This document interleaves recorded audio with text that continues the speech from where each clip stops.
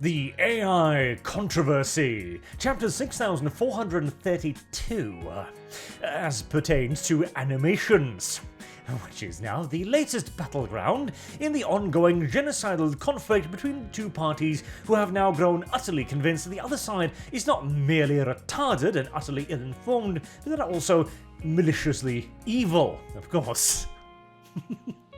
This really has become quite the thing, hasn't it? Quite. It still is quite the thing, perhaps more accurately, as again both sides think the other are just trying to destroy the world, or the universe if you want to look at it more grandiosely. As Kotaku has an article here that AI-generated anime is a slap in the face to pro-animators, because it can't merely be a threat to their livelihood or an interesting new way of doing animations or anything like that. It's got to be an insult, because that is what both parties are levying at one another at the moment. See, I don't have any particular horse in the race when it comes to AI-generated art. I sell robots. I'll win regardless. But I do think there are some interesting pointers to talk about here, in specifically regards to the whole AI animation thing. So, the shot fired here was a little YouTube video, which I'll play in the background so you can have a look at it, where the studio in question thought, okay, can we make an anime for basically nothing, like using the cutting-edge AI technology? So they've got two actors in costume in front of a green screen. And then they've got a quickly slapped together background, which was made in, I think they mentioned Unreal Engine. So basically something you can get an easy license for, right? And then they took that video footage, they gave it to the AI, trained it on a bunch of 80s anime, and voila, you've got the current style. Alright, okay, and it looks reasonable. There are some obvious mistakes here and there, some derps of the AI going like, what's an eye really though? Etc. But the overall style is certainly evocative of what they're trying to represent. It is far from the heights and the glories of true 80s anime, but, you know, it's monkeying it to a semi-satisfactory degree. And seeing as all this required was the AI, a quick little trip into Unreal Engine Studio, and a pair of costumes, well, that is a pretty goddamn low barrier to entry. In particular, when you compare it to, you know, running an entire animation studio. So, obviously, the two guys were overjoyed, like, wow, this is an achievement. This will be the democratization of the animation industry. Well, Kotaku have never been particularly fond of democracy, being communist and all, and so they take umbrage at this. And the thing is, I see parts of their argument, because the primary argument in the article is that if you do this, if you create an AI that can just kind of copy a style and then glue it onto a video, like rotoscoping on steroids, essentially, then you could take what makes an artist and just copy that infinitely into anything and everything, and it would all be done by boop, a press of a button. Okay, yeah, that's an understandable fear. An artist has spent years, decades maybe, perfecting his particular art form, his particular style, his particular stroke or way of shading or whatever attention-drawing thing he's created that finally made him blow up. Now, that can be the beginning of a career, but if people start moving towards using the AI in this way, well, they'll scan a page of his work, put it into the database, and there you go. Instantaneously, he's got 10,000 competitors that draw 1 billion times faster than him. Yeah, I get it, but there are, of course, a flip side to this as well, because they are right in that this makes animation much more easily accessible, and there are ways to use that whilst also actually helping the current animation industry. They brought up another example here, which obviously they're very pro. Pathfinder developer bans AI art, takes a hard stance. Well, hard stance. They said until further notice, so Paizo is basically going, we can get some virtue signal points here, but we might want to withdraw this in the near future. And this is a very positive article, like, great, they want a human hand, a personal touch, etc. We're going to make sure that our customers get the best. Okay, you know, fair and all, but how about this? They mention the Paizo worker strike, where they agreed to a workers' union because apparently the workers weren't being paid enough to live in the middle of the city. I don't know how to break this to you, but there are many jobs that do not allow you to live in the middle of a major city with rent being what it is, etc. But hey, details. Let us for a moment entertain the idea that their arguments and their complaints are perfectly valid. It's a human right to live in the middle of a large city, and you need to be paid a living wage to achieve that. Okay.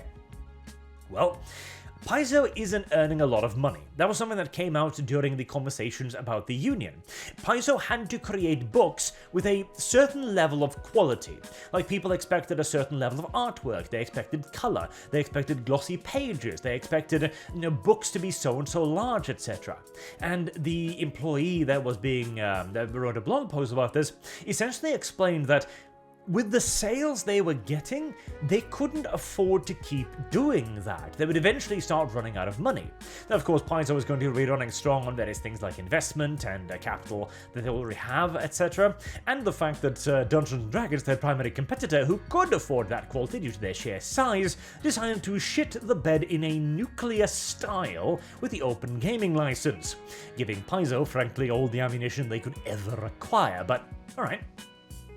You have to make a product that is up here, because if not, people will look at it and go, well, that is markedly worse than your competitors, so I'm just going to go to them instead, okay?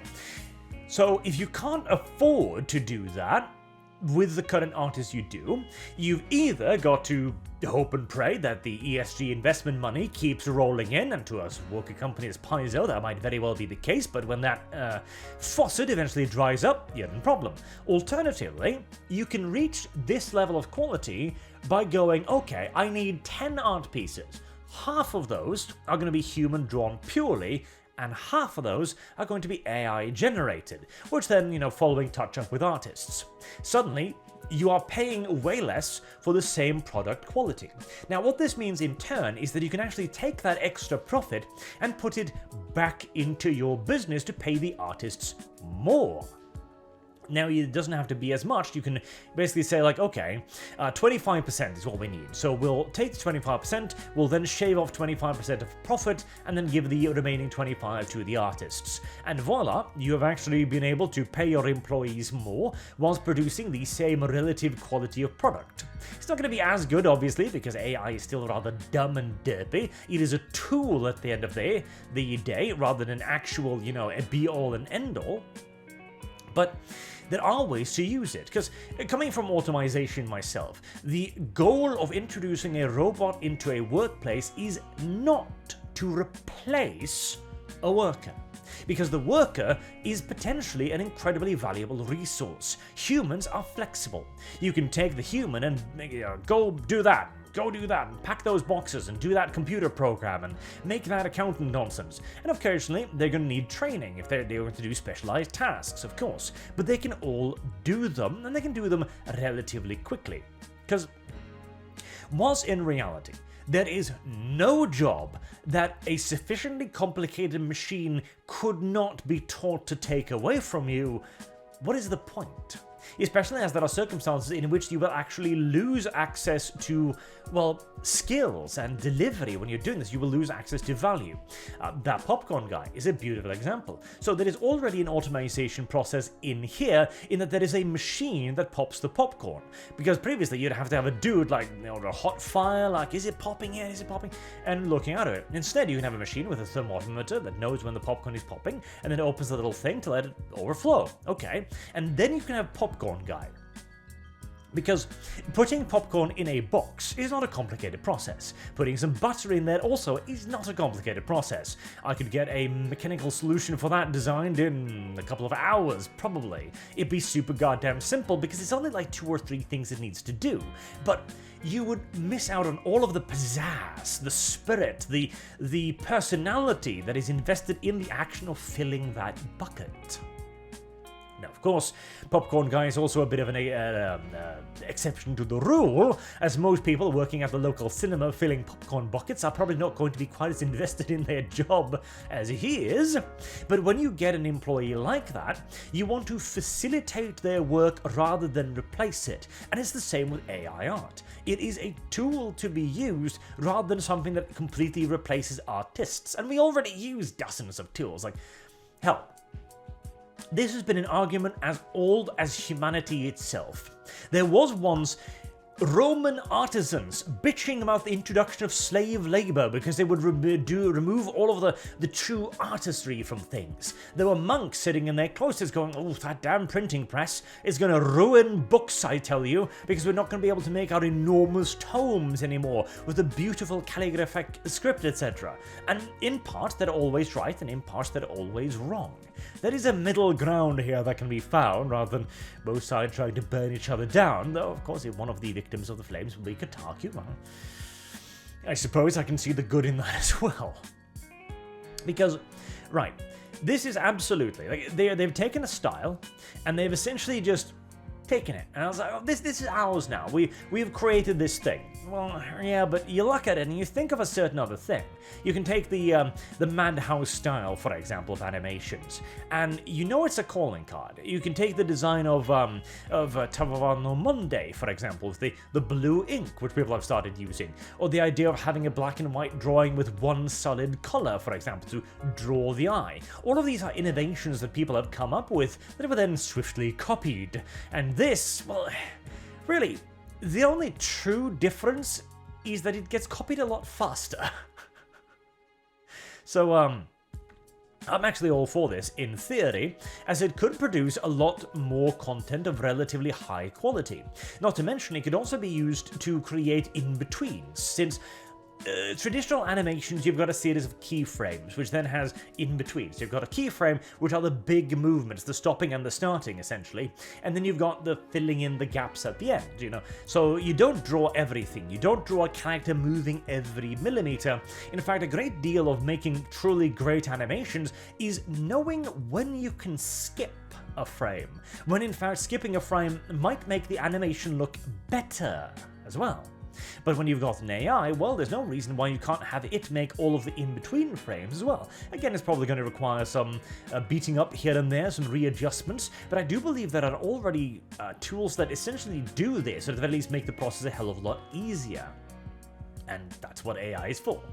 Now, whether or not we start plugging AI into gate boxes and then start a precipitous decline of the human race's birth numbers, that is a different argument, and frankly, yes, putting conversational AI inside virtual girlfriends is going to lead to considerably less babies.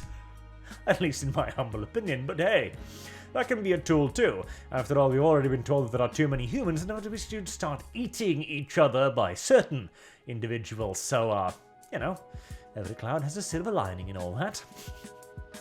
But do let me know what you think in the comment section down below, as I imagine this will perhaps inspire spirited conversations, as this entire debate is nothing if not energetic. Until next day, I have been Arch. Until next time, I have been Arch. God help me. Imagine if I didn't have a set outro. That would be tremendously awful. Have a good day.